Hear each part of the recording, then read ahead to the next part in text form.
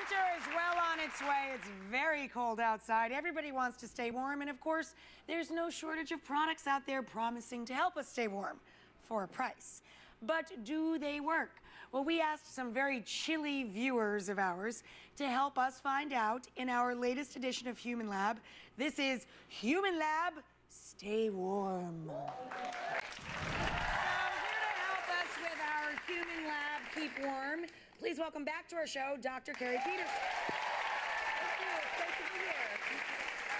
They all look like they could work, huh? Yes, they could. We will see. I'm anxious to hear what they say. I'm anxious to hear the results myself. You know, and we're talking here not just about comfort, but you really can physically hurt yourself if you're exposed to really low temperatures for a prolonged period of time. Like these people are working literally 10, 12, as many as 14 hours a day. That's right, Rachel. The two biggest dangers that we worry about are hypothermia and frostbite.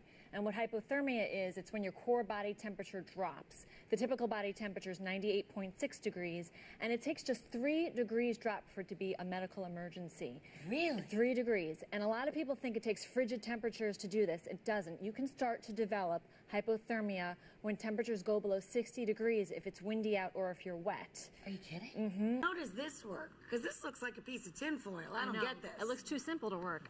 So the way that we lose heat, there's 2 ways. One is just by direct contact with a cold surface, like the cold air or the ground with your feet, and that's what clothing protects against. But the other type of heat that we lose is by radiation, and you can feel that if you just put your hand close to your skin, it feels a little warm.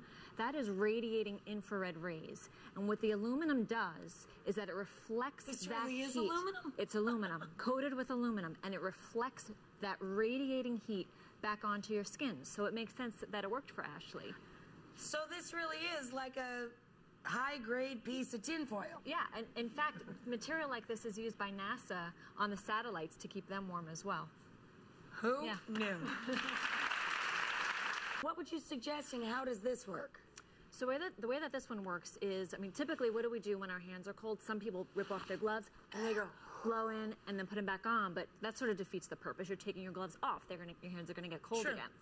So what this does, as you saw in the tape, you lift the flap, you blow your warm air into the aperture, and the liner that's in there absorbs the warmth of your breath and keeps your hands warm. So it may only work temporarily till the material cools down, but I guess that you just have to keep on doing it. But really the best way to keep your hands warm is mittens.